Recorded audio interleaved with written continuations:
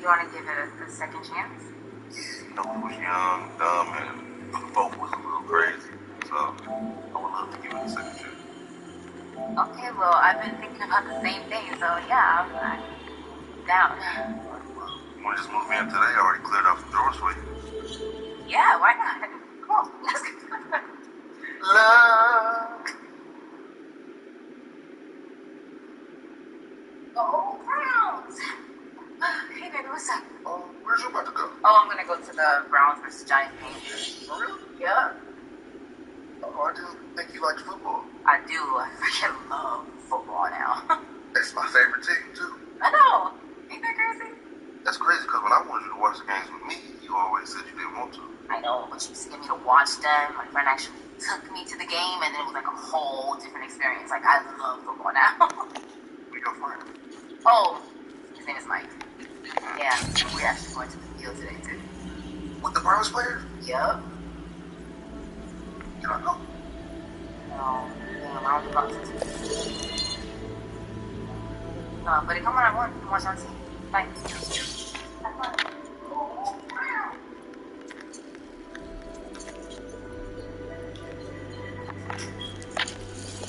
Maybe I'm going to go get him onto my friend right quick after that.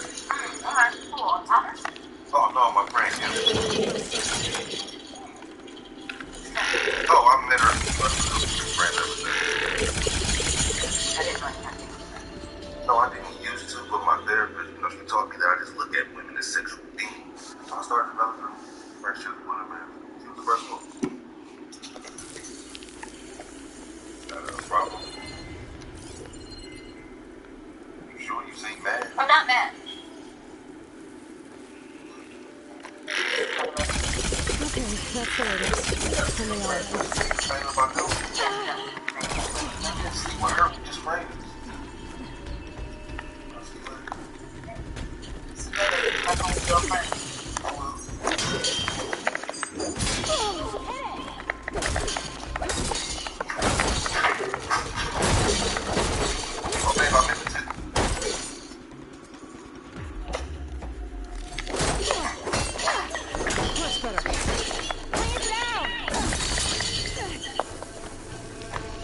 Baby, hurry up so we can start the movie.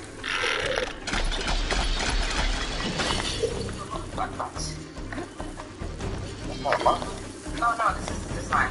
There! It'd be yours. Oh, well, technically it's mine now, but it was like that I was going to say that. Yes, take that off. Right. Because it's another man's hoodie. That's the last of it. And it still smells like it. Others will be attacking Tide Teach again. Or anyone else.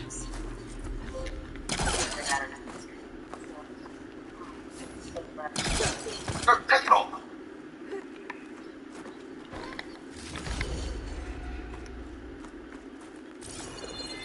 What? You just sniffed it before you took it off. I did not smell it. I just seen you was like, You said that.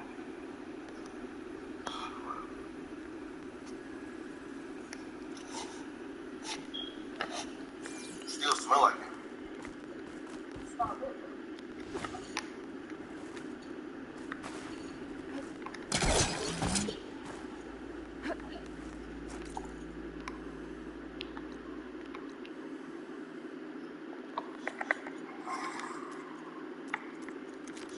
What are you doing? My morning meditation. Oh, that's dope. That's new. Did you learn that in therapy? Oh, no, I messed with this girl. You know, she was spiritual and into meditation, and she helped me meditate to get over my anger issues. Okay. You never did that when I asked you to do it. That's because when you wanted me to do something differently, you would just yell at me. She actually talked to me softly and asked. I didn't yell at you. Maybe I did do it. Oh, can I finish? Yes.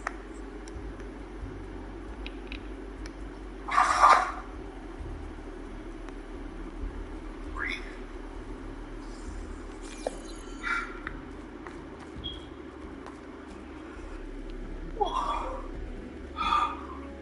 Oh my God.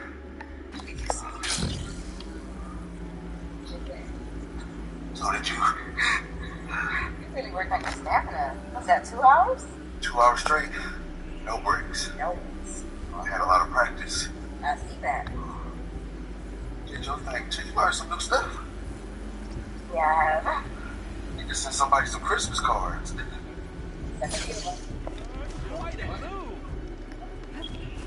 Just kidding. Want to go again? Yeah. You're not tired. I don't know. Okay, meet you in the bedroom. Okay. Damn, I thought you were gonna say no. Let the force be with you. Oh.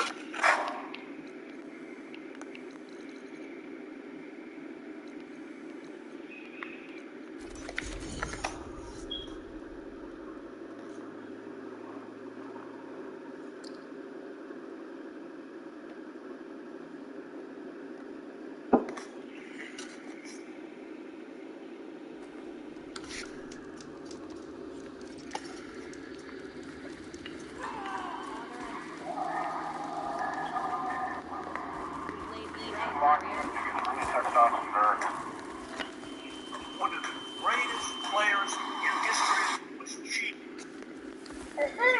No cat. Only drawn trades connect the tabloid. It isn't on.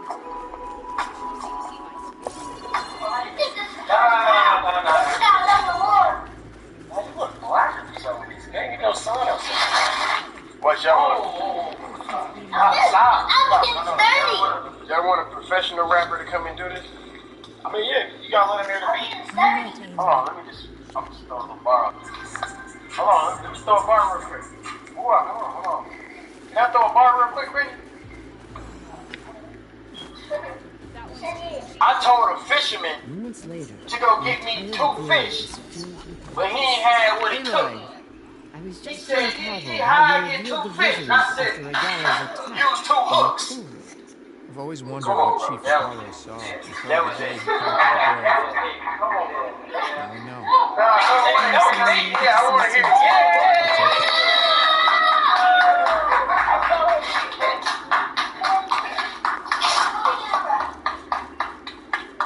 Hey, God, why don't we want about your shine? I'm trying to see something, but the first one of my rocket was strapped. Listen to me, boo-wop. Gallery department on me in the Balenciaga jeans, but I still never sag. You might as well punch me in my motherfucking stomach because I got heavy bags. Okay. Come on, man. I'm killing them. Yo, can we get some structure in here? That's what I'm saying, man. Listen. Okay, Dad, relax. Sit down. Mine is like that. Listen. You come over here. You come over here. Gigi, you get on the couch. Hey, man. R.I.P. Tupac, man. One of the legends. I want to be big as Tupac one day, man. I think I got what it takes. I think I got what it takes. I think I got what it takes to be as big as Tupac. You think I got what it takes to not smoke?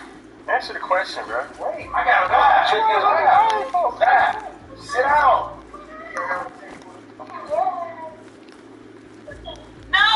We're gonna be rating y'all on a lot of different things. You know what I'm saying? Your presentation, what you rapped about, you know, how you can hold a beat. If you did it in one take, be doing all of that. You know,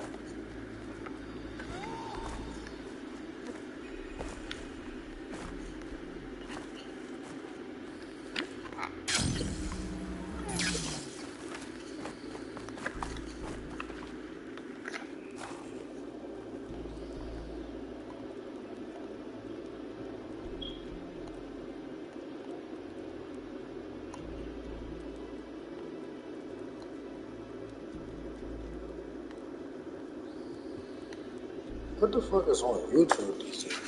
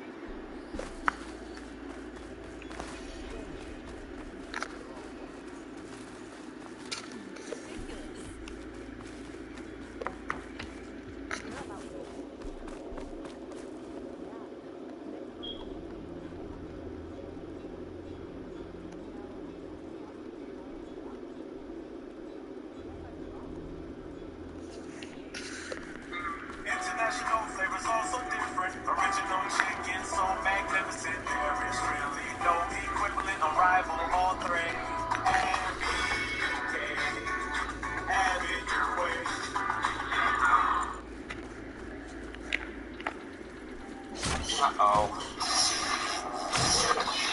Yep, saw that already. Hello, back again with film recaps. In this video, I'm going to recap one of the horror thriller films from 1989, titled Pet Sematary. Before we get to the storyline, I'd like to wish everyone a happy and great day. Without further ado, let's get straight to the storyline. The film begins with a view from a cemetery, from which we discover that all of the children's pets, who have just passed away, will be laid to rest there. The scene then switches to a family that is moving into a new home, located right next to a country road, where high-speed truckers often carelessly drive by. Their names are Louie, Rachel, and their two young children, Ellie and Gage. The family also owns a cat named Church. Just as the family got off their car, baby Gage starts walking to the middle of the road. Here he almost gets hit by a passing truck that marked for their neighbor, Judd, stepping up just in time. Both Rachel and Louie go up to him and thank him. After introducing themselves to one another, Rachel asks Judd about a path leading to the woods just by their new house, as she is curious where it leads. Judd promises to show them what lies beyond it when they've settled into their new home. Later that night, Louie takes a walk in the yard and looks curiously at the path. Judd, who sees Louie roaming about, promptly invites him over for a beer, and the two chat about the little path by the house. According to Judd, the path leads to the old pet cemetery we saw earlier, and this dangerous road is why the graveyard exists. The reality is that passing vehicles cause numerous animals to die on this road. On the next day, Judd delivers on his promise to accompany the family walk the path, and finally see the pet cemetery for the first time. As they look around the cemetery, Judd provides the children with a lesson about what death means, since he knows how difficult it can be for kids to lose a pet. When they get home, Ellie begins to wonder what if her cat, Church, dies one day, and gets upset at the thought. To cheer her up, Louie assures her that Church isn't going to die anytime soon. Louie works as a doctor at the local college, and on his way to work, he greets the nanny that he recently hired, a middle-aged woman with stomach cancer named Missy. That day at work, the townsfolk are panicking over a man whose head was broken open after he was hit by a passing truck.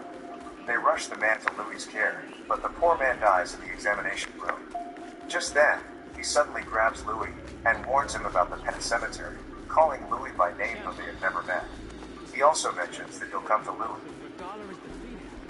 That very night, Louie is woken up from his sleep by the man's ghost, who's asking for Louie to follow him. Thinking it's a dream, Louie follows the man down the path to the woods, up until they reach the pet cemetery. According to the man, if one steps past the barrier of the pet cemetery, there lies a forbidden ground where the dead walks, and therefore Louie must not go there. The next thing Louie knows is he wakes up in his bed, but his feet are dirty with blood, meaning that last night might not be just a dream after Just tell all. it to her straight. Regardless, he brushes this off and goes on with his day. That day, Rachel and the kids are leaving to attend her family's Thanksgiving dinner. However, Louie opts to stay home because he has work. After his wife and children leave, their neighbor Judd calls him up to deliver the bad news that Church the cat has died from getting run over by the damn passing truck just now.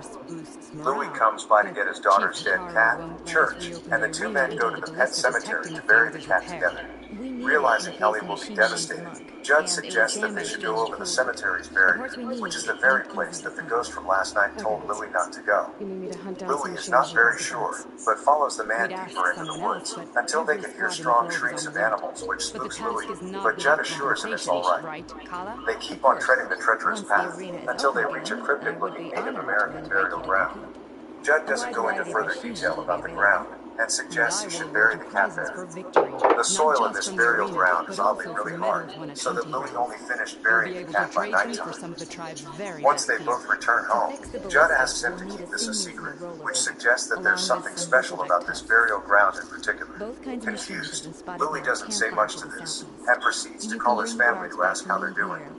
With a heavy heart, he is forced to lie about Church's death by telling his daughter that the cat is okay. The following morning, Louie is cleaning up around the house, but when he enters the basement,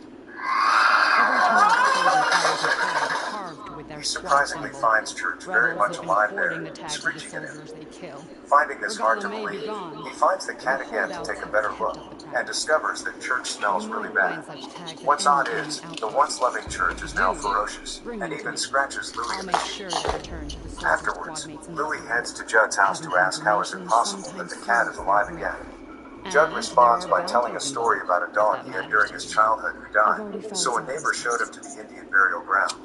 After Judd Here, buried it a there, small the reward dog for your reappeared, efforts. but it wasn't the Don't let your same guard animal down. as There are before, still and he many took care of the outposts in the dog wild. until it eventually died again. Thank you, He also champion. tells Louis And that he wanted please Church don't to forget come the back to postcard life, list. because such grief of losing a pet is too much for a young kid to bear.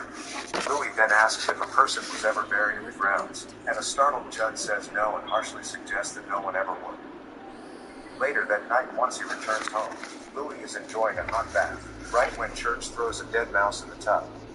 This makes him angry, so he kicks the cat out.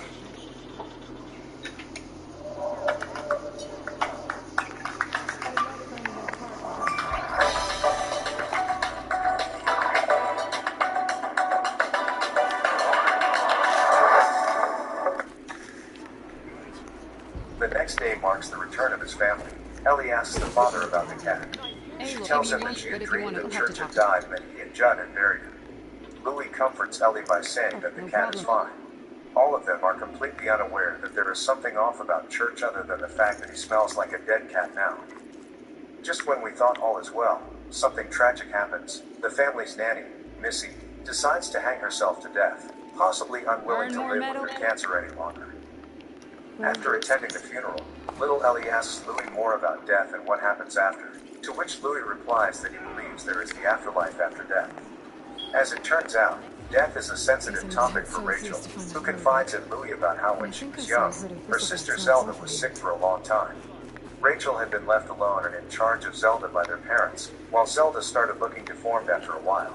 While taking care of her, Rachel felt really bad because she always wished Zelda would just die. And on the day Zelda finally took her last breath, Rachel felt worse because she was glad for it. Hearing this, Louis comforts her and tells her it is her parents' fault because they forced her to take care of her sick sister at that age.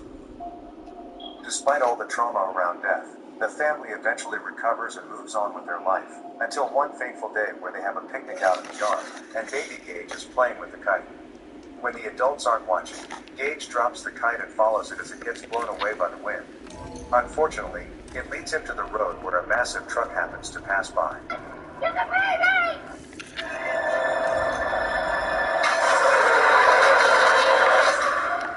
The truck tragically hits Gage, killing him instantly.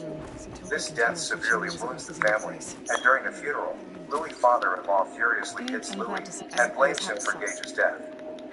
The pain from losing a son prompts Louis to think of the Native American burial ground. And so, Judd, who knows about Louis' plan, pays a visit to the house to warn him against bringing a person back to life. Here Judd finally reveals that it's been done before during the Second World War, by a father who was grieving for his dead son. The father decided to place his son's corpse into the ancient burial ground to bring him back. As it turns out, the result wasn't pretty, because the person who came back to life wasn't the same person as before, and was wreaking havoc around town. As he was out of control, the townsfolk were furious and decided to burn down his house, with the father trapped inside. On the next day, Louis takes his family to the airport to go spend some time with his father-in-law as means to heal their grief. With his family gone, Louis finally decides to execute the unthinkable. He goes to Gage's grave and attempts to dig it, despite the ghost reappearing again to warn him against doing it. At the same time, Ellie gets a bad dream wherein the ghost warns her that Louis is going to do something bad. This causes Ellie to freak out and tell her mother, and so Rachel makes a phone call to the house to check up on her husband. As expected, Louis doesn't pick up because he's not at the house.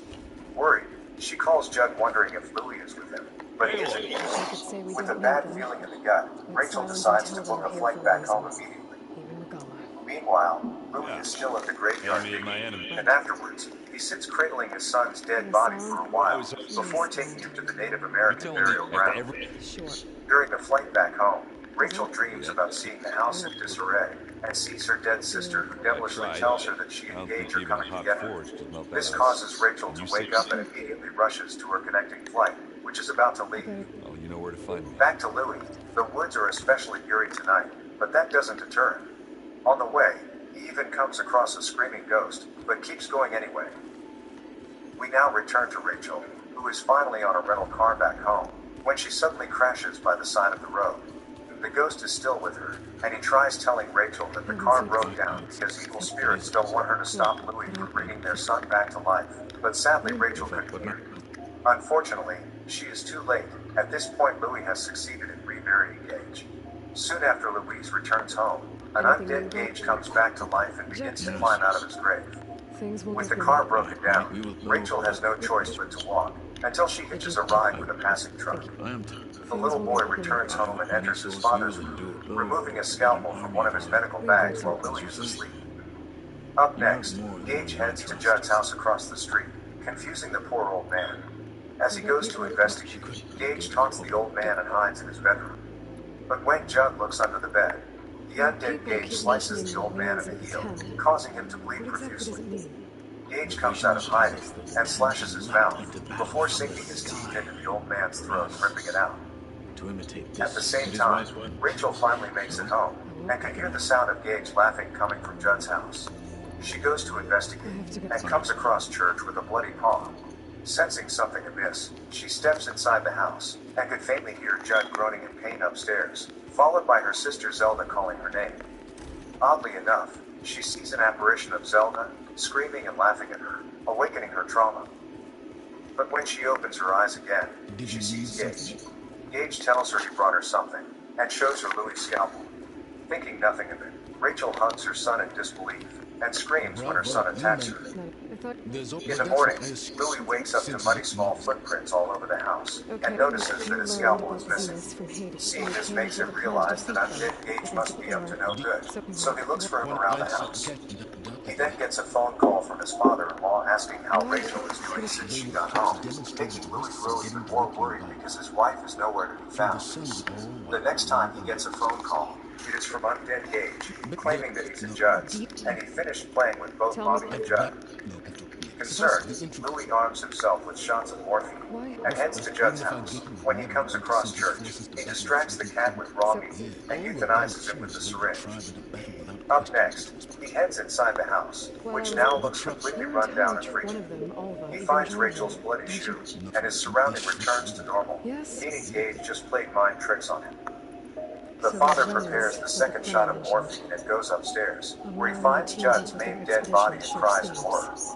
As he resumes his search, Gage drops Rachel's dead body from the attic and jumps down to attack Louis. The little boy mercilessly maims him with a scalpel until Louis manages to throw him aside. It is at this time that Louis picks up his syringe again and injects Gage with morphine the next time the toddler approaches him. The father watches as the boy slowly loses consciousness and dies. The next thing he does is to pour gasoline all over Judd's house and setting it on fire. As the house burns, Louis takes his wife's dead body and plans to resurrect her, ignoring the ghost's warnings once again. The movie ends with the now insane Louis walking down the path to the woods, headed for the place beyond the pet cemetery. After burying Rachel, Louis plays solitaire at home while waiting for his wife to come back to life. At midnight, an undead Rachel comes through the kitchen door, walking towards her husband.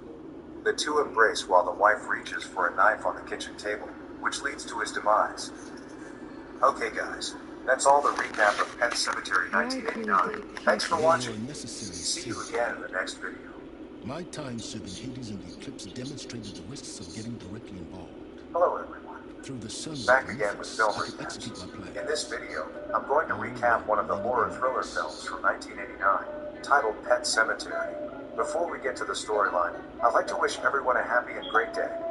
Without further ado, let's get straight to the storyline. Alright, Silence. I think I've talked to you long enough. I'll let you know it. And I don't need the two. I want for something. So, I know.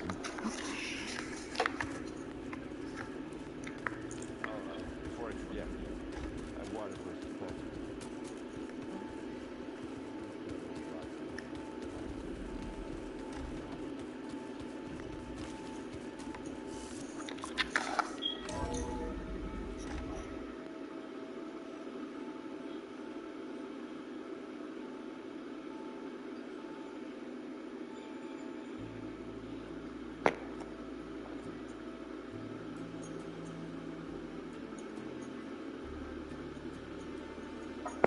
tired of your music not getting the exposure and recognition it deserves? Are you fed up with your odd... Ladies and gentlemen, welcome to Sidemen Among Us in Real Life with our special guest, the Beta Squad. There will be 10 roommates, 1 imposter. Each roommate will have to complete all of the tasks to get to the front door before being killed by the imposter. There are 11 different tasks. They must complete a mini-golf hole, get something through the target, find Wally, complete a jigsaw of one of the Sidemen, take a member of the video, eat a delicious side chicken wing, however, a few of them may be spicy in the neighborhood, complete a TikTok dance, answer a riddle, knock over the pins using the equipment, complete a limbo, and pop the balloons with the bell. Let's find out who the imposter is. I need to find it out. I'm sure it is.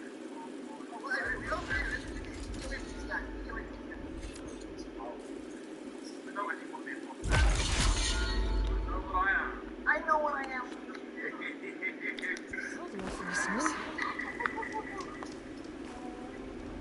Alright, I know what I am. You, my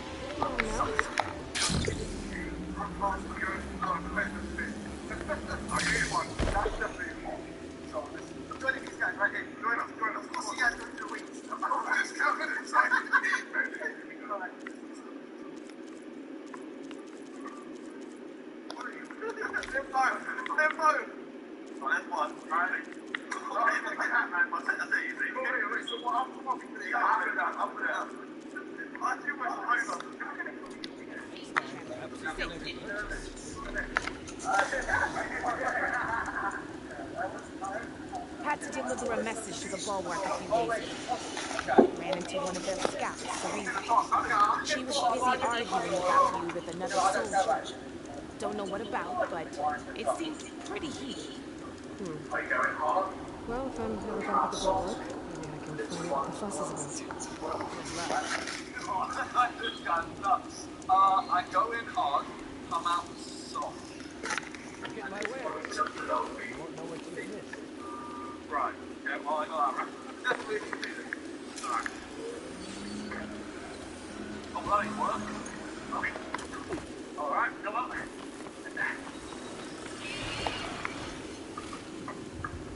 Come on.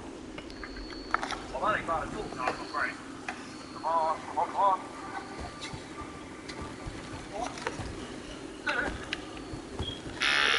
On the woods.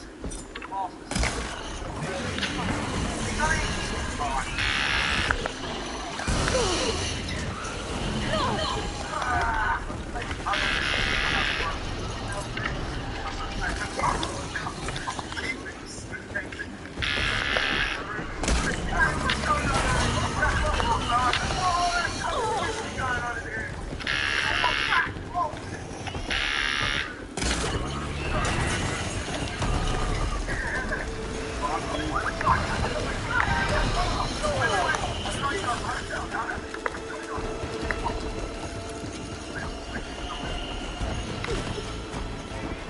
That's all the tasks I need.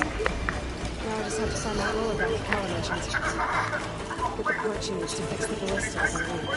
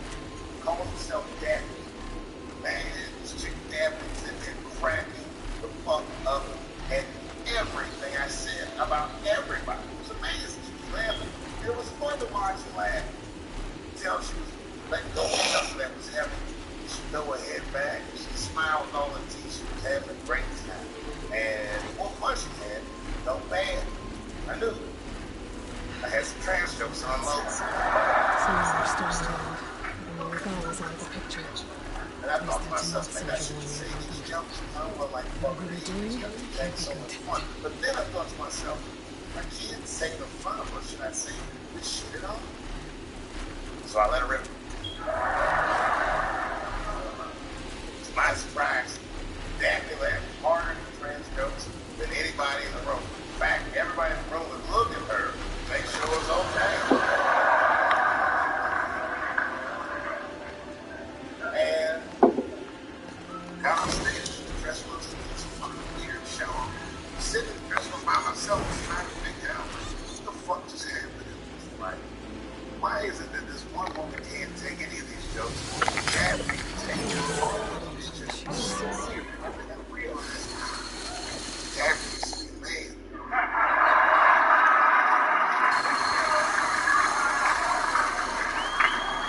So now I go out to the dressing room and like you can see like all of the staff is there, like cleaning the club up to the audience and John sitting at the bar by herself. And she's like, hey, come join me for a drink. Another one of the things I'm trained for. All women does. Fuck out I guess like that. Drink. He's killing us. And she was fucking cool. Turns out that Daphne, she was a comedian. She was asking for advice. And then she says to me, she said, boy, trans jokes. I said, Daphne, thank you. You know I have to say that. I hope I didn't offend you. She goes, no. I need this. She, in fact, I read about you all the time. She said, guys, it's like those interesting that they blame for art capitalization online. Telling jokes about it. Oh, yeah, they said that. Because I wonder why the devils normalize academics are telling jokes about this. And I never known about it. It never occurred to me. And then we started thinking that. And they're like,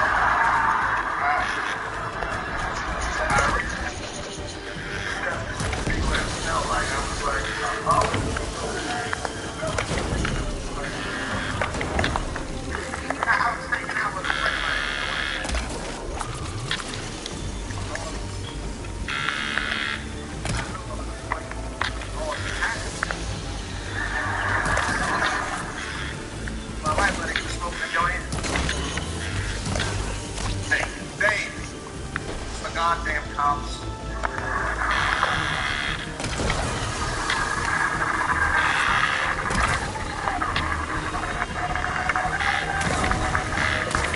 I'm gonna ask for directions. I said, Chip, no! Chip, don't do it! It's too late. He was walking over there, this man was high as shit. Excuse me. Excuse me, sir. Excuse me.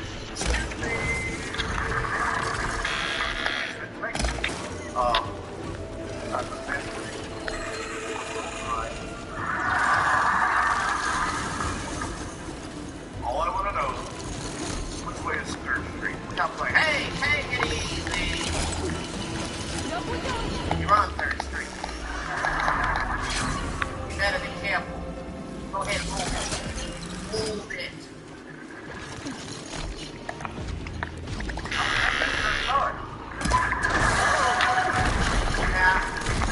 I know that's not amazing. Tell me.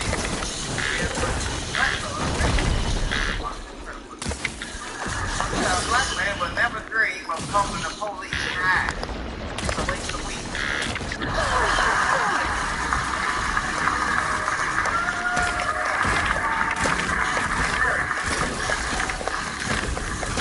I've been scared of calling the police when I'm sleeping.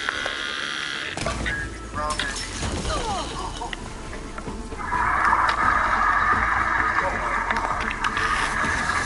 That nigga was on PCP, Johnson. I had to use necessary force. Well, this one's having to interest me.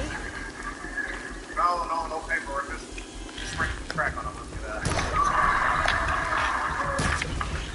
I got it, but at the time I didn't think we were going to take the law. But another time, me and Chip were driving.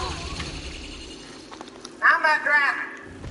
Chip is driving. He's driving a little crazy.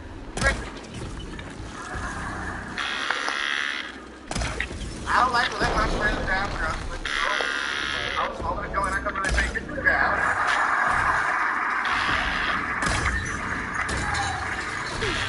Hey, we get at a red light. Stop the minute. I'll put it.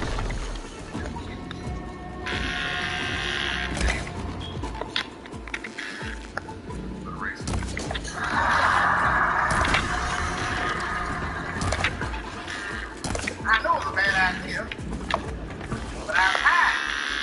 The guy that's claiming it was a bad idea,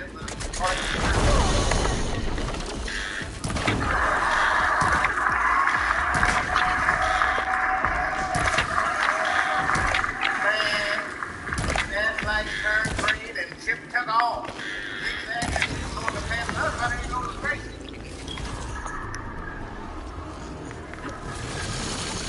Then the police see us, pull us over. You understand? I'm scared of shit. Come on, Bob, somebody. Time to salvage that scene. Drunk. There. Upstairs.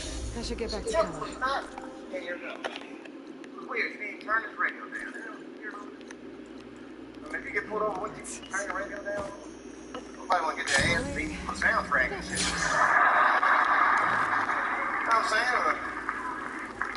Get into music class. We're not gonna take that.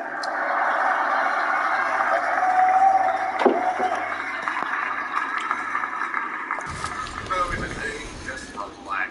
Close your butt cheeks. Relax. Let me do the talking. You wanna know what he said? Almost exactly what he said.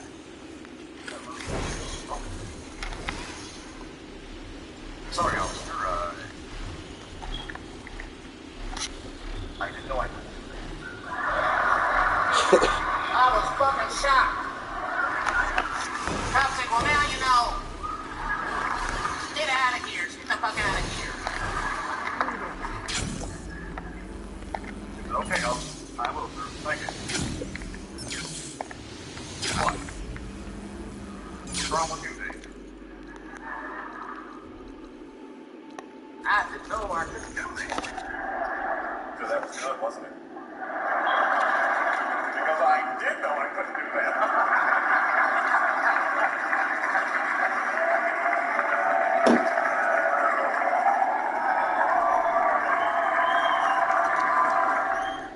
Really, you know what I'm going to vote for next time if things keep going the way it's going is that gay dude.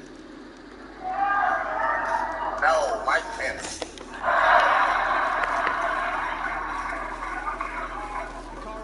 That's the same club punchline. It's 15 years ago. I just got back from my infamous South Africa trip. I came to the punchline just to cheer myself up. It's a safe place where I can tell some jokes. And I find out that this comedian I know, Chris Tucker, who's in all those Rush Hour movies. I find out that Chris is in San Francisco too. Some charity event. So I call him, I'm like, yo, I just saw you at some charity event. I said, I'm going to show the punchline. Why don't you come by the club after the event? He's like, cool, dang. I thought you was dead. Think I'll come by.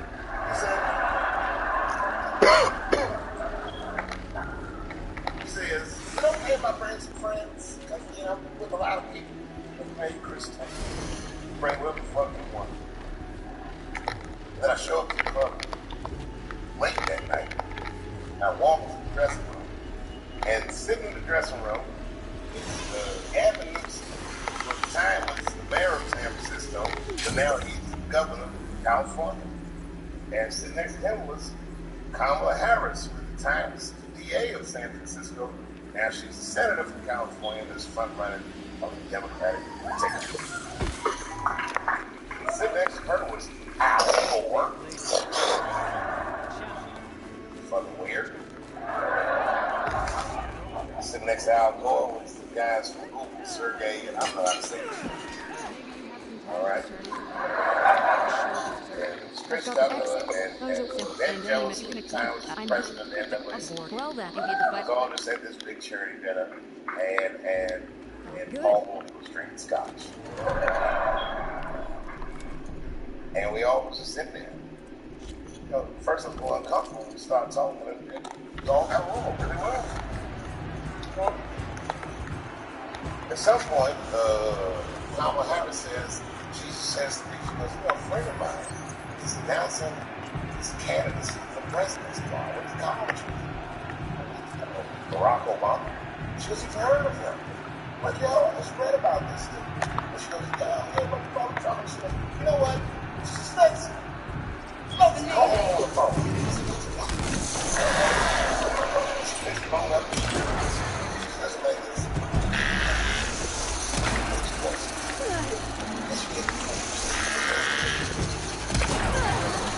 I don't know what to say. I just said it's like right the president. Stay low, whatever their patterns.